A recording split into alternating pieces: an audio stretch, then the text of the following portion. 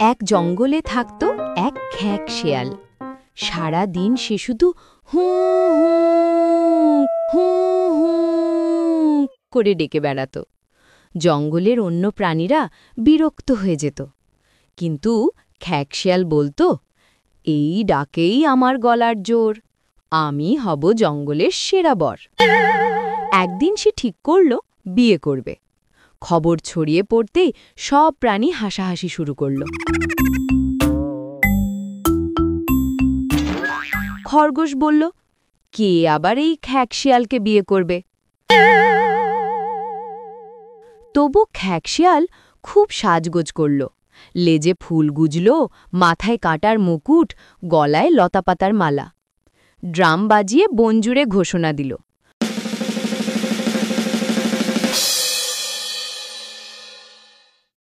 শোনো শোনো সবাই শোনো, আজ খ্যাঁক শিয়ালের বিয়ে। হে হে, সবাইকে দেখিয়ে দেব আমি এই জঙ্গলের সেরা বর।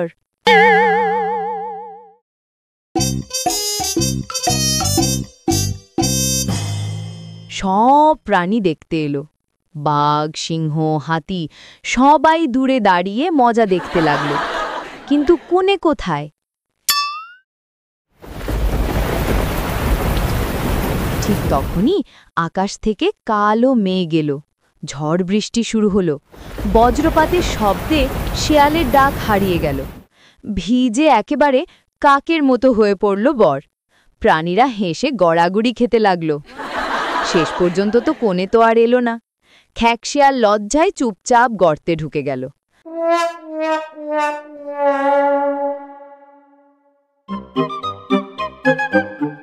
তারপর থেকে সে আর বিয়ের কথা তোলে না, আর জোরে ডাকে না। শুধু রাত হলে দূরে বসে কাতর গলায় হু হু করে গান গায়।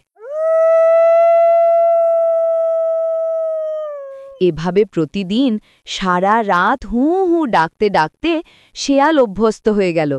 দিনকে দিন তার এই ডাক বেড়েই চলেছে। বনের অন্যান্য সকল প্রাণীরা এতে বিরক্ত হয়ে গেল।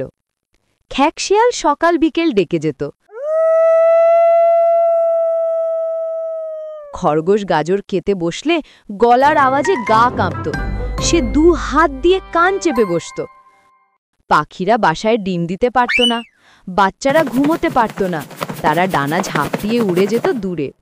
হরিণেরা ঘাস খেতে নামলেই শব্দে ভয় পেত, চারদিকে তাকাত, যদি শিকারি আসে নাকি।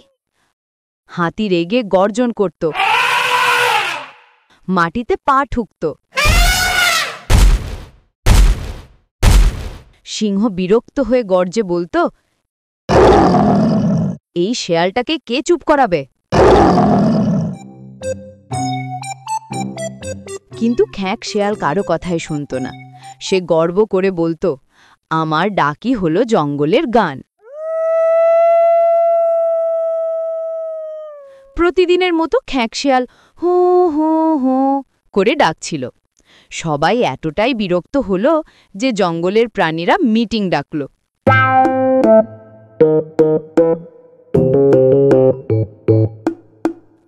হাতি বলল, না, এভাবে আর চলতে দেয়া যায় না।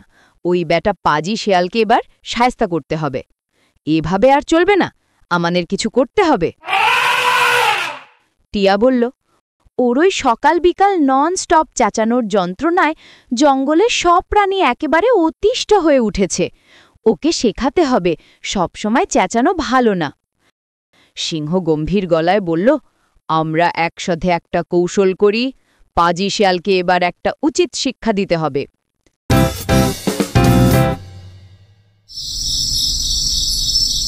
পরদিন রাতে সব প্রাণী মিলে খ্যাঁক শিয়ালের গর্তের কাছে লুকিয়ে রইল। শেয়াল ডাকতে শুরু করতেই তারা সবাই একসাথে আরো জোরে আওয়াজ করতে লাগল।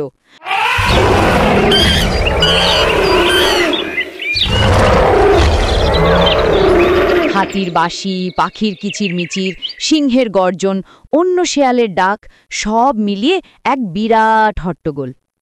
খ্যাঁক শিয়াল হাঁ করে দাঁড়িয়ে গেল। এত শব্দে তার নিজের ডাকই ডুবে গেল। লজ্জা আর অবাক হয়ে সে বুঝল, আমার ডাকটা তো আসলে কারো ভালো লাগে না। আমার ডাকে সবাই খুব বিরক্ত হয়েছে এতদিন বুঝিনি, আজ বুঝেছি। আমায় তোমরা ক্ষমা করে দাও।